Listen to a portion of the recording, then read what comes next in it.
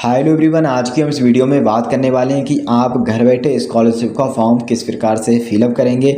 आज की इस वीडियो में क्लास 9th और 10th यानी 9वें और 10वें का फॉर्म आपको आज की इस वीडियो में भरकर दिखाने वाले हैं। सबसे पहले हम OTR पंजीकरण करेंगे, उसके बाद में ऑनलाइन फॉर्म भरकर आज की इस वीडियो में हम आपको दिखाने वाले हैं। तो दोस्तों, इस वीडियो को अपने दोस्तों के लिए ज़्यादा से ज़्यादा शेयर करें, जिससे क्या होगा कि उनको भी पता चलेगा कि सबसे पहले हम OTR पंजीकरण किस प्रकार से करते हैं, इसके बाद में स्कॉलरशिप का फॉर्म किस प्रकार से भरते हैं। तो दोस्तों, आज के इस वीडियो में हम आपको लाइव भरकर फॉर्म दिखाने वाले हैं। तो दोस्तों, वीडियो को स्टार्ट करते हैं और ले चलते हैं उस वीडियो की तरफ। सबसे पहले आपको अपने कंप्यूटर में गूगल के सर्च बार में यूपी स्कॉलरशिप लिखकर सर्च लगा देना है। इसकी मेन वेबसाइट सबसे ऊपर आपको मिल जाएगी। इस पर जैसे ही आप क्लिक करेंगे तो कुछ इस प्रकार से इसके ऑफिशियल पोर्टल पर पहुंच जाएंगे। जैसे कि दोस्तों, अभी आप इसके ऑफिशियल पोर्टल पर मौजूद हैं। अब दोस्तों, यहाँ पर आपको OTR का एक ऑप्शन मिल जाएगा। इसके नीचे आएंगे तो OTR पंजीकरण करें, यहाँ पर लिखा हुआ है। इस पर जैसे ही आप क्लिक करेंगे तो कुछ इस प्रकार से आपके सामने कुछ इस प्रकार से इंटरफेस आ जाएगा।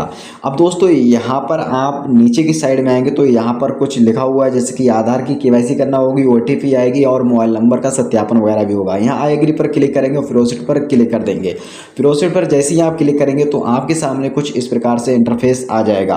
अब दोस्तों, यहाँ पर आपका जो मोबाइल नंबर वो वेरिफिकेशन होगा, KYC होगी आधार कार्ड से और फाइनल OTR हो जाएगा। 3 स्टेप है यहाँ पर। सबसे पहले यहाँ पर वर्ग जाति समूह को सिलेक्ट करना है, जैसे कि आप जिस जाति से बिलोंग करते हैं। जैसे कि दोस्तों, हम अल्पसंख्यक का अभी यहाँ पर OTR पंजीकरण कर रहे हैं।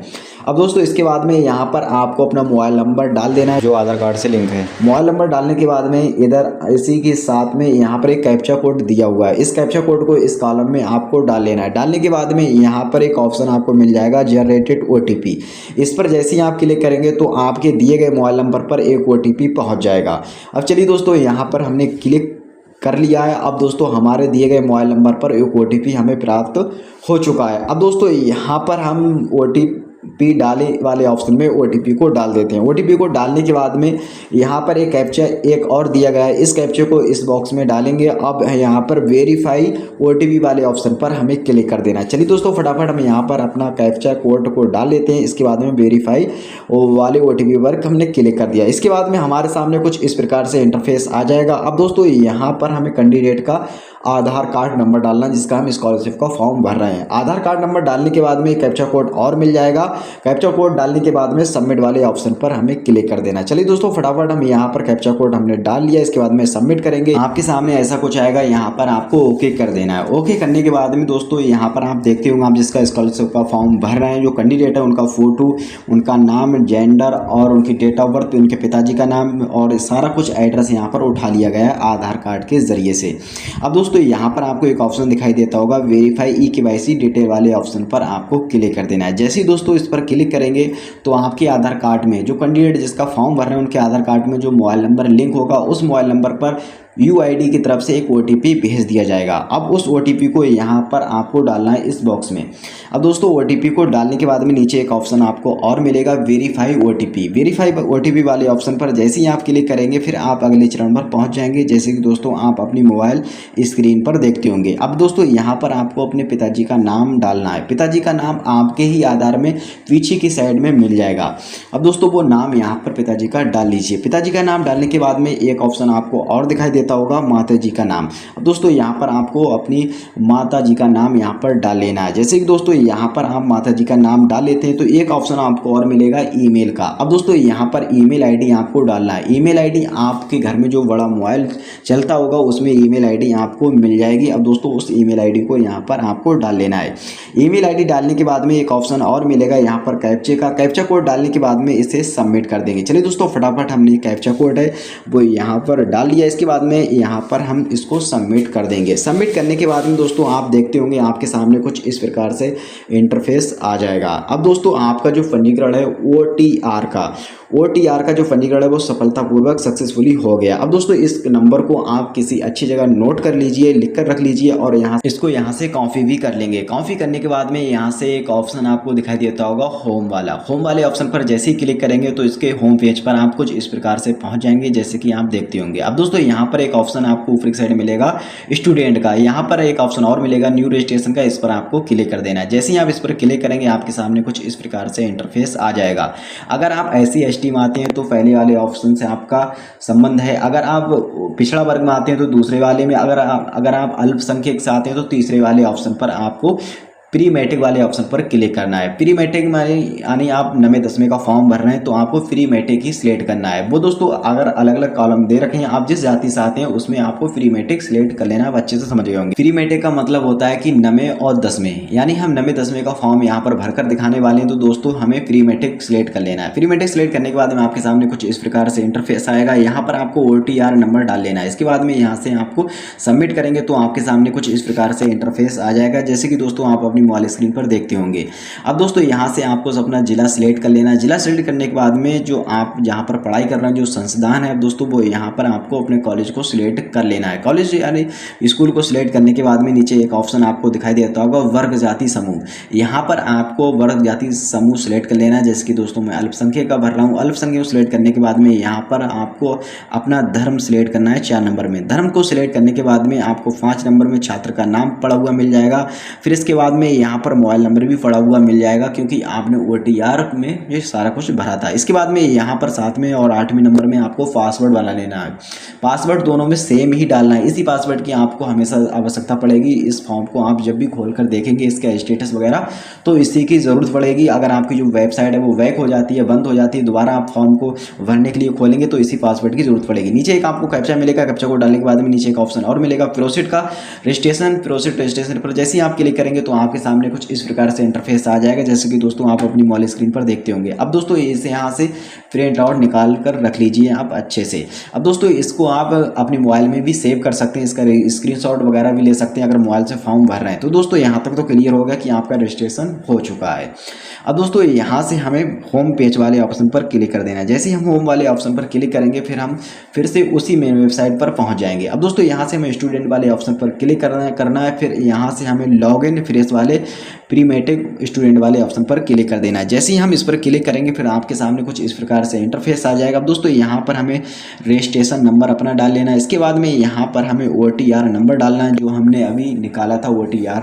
दोस्तों OTR डालने के बाद में यहाँ पर हमने जो पासवर्ड बनाया था उस पासवर्ड को यहाँ पर डाल लेना है। पासवर्ड डालने के बाद में नीचे एक ऑप्शन आपको दिखाई देता होगा कैप्चा कोड का। अब कैप्चा कोड वाले कॉलम में आपको कैप्चा कोड डाल लेना है। इसके बाद में नीचे एक ऑप्शन आपको मिलेगा सबमिट का। सबमिट का ऑप्शन पर जैसे ही आप क्लिक करेंगे तो आपके सामने पूरा फॉर्म निकल कर कुछ इस प्रकार से आ जाएगा, जैसे कि दोस्तों आप अपनी मोबाइल स्क्रीन पर देखते होंगे। अब दोस्तों यहाँ पर आपको करना क्या है, यहाँ पर एक ऑप्शन आपको दिखाई देता होगा छात्रवृत्ति हेतु आवेदन फार्म भरें। अब दोस्तों छात्रवृत्ति हेतु आवेदन फार्म भरें, इस पर आपको क्लिक कर देना। आपके सामने कुछ इस प्रकार से इंटरफेस आएगा, जैसे कि दोस्तों आप अपनी मोबाइल स्क्रीन पर देखते होंगे। अब ऊपर की साइड में आपको पंजीकरण विवरण मिल जाएगा। पंजीकरण विवरण में आपको सारा कुछ भरा हुआ मिल जाएगा पहले से। नीचे आएंगे तो व्यक्तिगत विवरण में यहाँ पर आपको सारा कुछ डालना होगा। उन कॉलमों में आप खास तौर से डालिए जिसमें स्टार लगा हुआ है। जिसमें स्टार लगा हुआ नहीं है उसे आप ऐसा ही छोड़ सकते हैं, कोई ज़रूरी नहीं है। जिनमें स्टार लगा हुआ उनमें डालना ही डालना है, तभी फॉर्म को सबमिट आप कर पाएंगे। दोस्तों यहाँ पर व्यक्तिगत विवरण में सबसे पहले विगत स्कूल का नाम यहाँ पर डाल लेना है। स्कूल का नाम डालने के बाद में यहाँ पाएंगे कक्षा में आप कौन सी कक्षा का फॉर्म भरना चाह रहे हैं, आपका एडमिशन किस में है, 9th में है 10th में, वो यहाँ से सिलेक्ट करेंगे। जैसे कि दोस्तों हम इसका फॉर्म भर रहे हैं उनका 10th का है तो 10th सिलेक्ट कर लिया है। उसके बाद में यहाँ पर पूछ रहा है जो कक्षा में आपकी प्रवेश तिथि क्या है। आपने जो 10th में एडमिशन लिया था या 9th या 10th में, वो दोस्तों यहाँ पर आपको डेट डालनी है जिसका हम फॉर्म भर रहे हैं। 10th का भर रहे हैं तो 10th में एडमिशन वाली डेट पड़ेगी। अगर 9th का भर रहे हैं तो 9th की मतलब प्रवेश तिथि यहाँ पर पड़ेगी। इसके बाद में आएंगे तो यहाँ पर बोर्ड का पंजीयन क्रमांक। अगर आप 9th का भर रहे हैं तो यहाँ पर आपके पास संख्या नहीं होगी बोर्ड वाली। अब दोस्तों अगर आप 10th का भर रहे हैं तो 9वीं की मार्कशीट में आपको मिल जाएगी, वहाँ से देखकर आप भर लीजिए। इसके बाद में बोर्ड का नाम यहाँ पर लिखेंगे। मैं यूपी बोर्ड से हूँ, मैं जिसका फॉर्म भर रहे हैं तो यूपी बोर्ड सिलेक्ट करेंगे।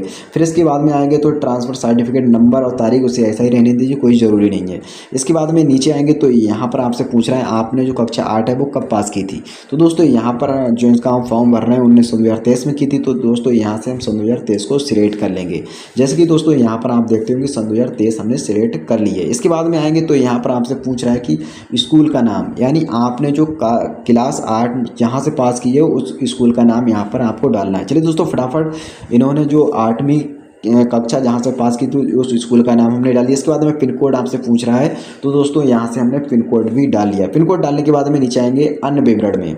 तो दोस्तों अन्य विवरण में आपको ऐसा ही रहने दीजिए, आपको यहाँ पर कुछ नहीं डालना है। इसके बाद में नीचे आएंगे तो दोस्तों यहाँ पर एक कैप्चा कोड आपको दे रखा है। अब दोस्तों कैप्चा कोड को यहाँ पर आपको डाल लेना है। चलिए दोस्तों फटाफट हम इस कैप्चा कोड को यहाँ पर डाल लेते हैं। इसके बाद में दोस्तों आई एग्री पर क्लिक करेंगे। जैसे कि दोस्तों यहाँ पर आपको जो शर्तें हैं वो यहाँ पर क्लिक कर देना है बॉक्स में क्लिक करने के बाद नीचे एक ऑप्शन आपको मिलेगा सबमिट का ऑप्शन पर जैसे ही आप क्लिक करेंगे फिर आपका जो छात्रवृत्ति फॉर्म है वो भर गया है। जैसे कि दोस्तों आपके सामने कुछ इस प्रकार से इंटरफेस आ जाएगा, जैसे कि आप अपनी मोबाइल स्क्रीन पर देखते होंगे। होम वाले ऑप्शन पर क्लिक करेंगे फिर आपके सामने कुछ इस प्रकार से इंटरफेस आ जाएगा, जैसे कि दोस्तों आप अपनी मोबाइल स्क्रीन पर देखते होंगे। अब दोस्तों यहाँ पर आपको ध्यान देना कि आप अगर फॉर्म में कुछ संशोधन करना चाहते तो संशोधन वाले ऑप्शन पर क्लिक करेंगे, फॉर्म को संशोधन कर देंगे। अभी वो फॉर्म खुला हुआ है, लॉक करने के बाद में कुछ संशोधन नहीं कर सकते। अब दोस्तों आपके सामने यहाँ पर आय जाति का प्रमाणीकरण करना होगा। चलिए दोस्तों यहाँ पर इस वाले ऑप्शन पर क्लिक करेंगे, आपके सामने कुछ इस प्रकार से इंटरफेस आ जाएगा।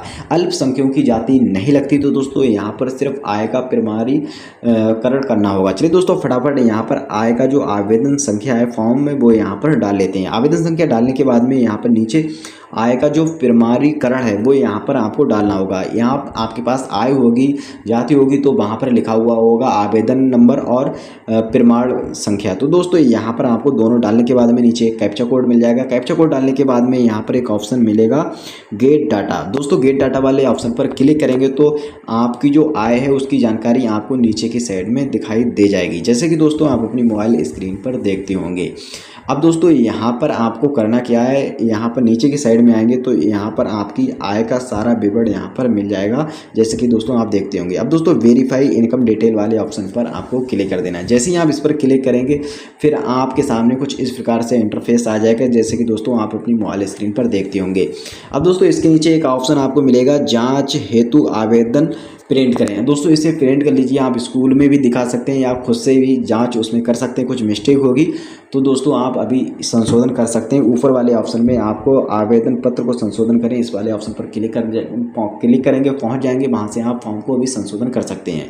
अब दोस्तों फॉर्म को जांचने के बाद में अगर कोई उसमें मिस्टेक नहीं है तो नीचे एक ऑप्शन मिलेगा संस्था में जमा करने हेतु आवेदन प्रिंट करें। इस पर जैसे ही आप क्लिक करेंगे तो दोस्तों आपके सामने पूरा फॉर्म निकल कर आ जाएगा और सबसे पहले आएगा कि फॉर्म को सबमिट कर दिया गया है। फिर इसके नीचे और आएगा कि फॉर्म को संस्था में जमा करने हेतु प्रिंट करें। इस पर जैसे ही आप क्लिक करेंगे फिर आपके सामने फॉर्म निकल कर आ जाएगा।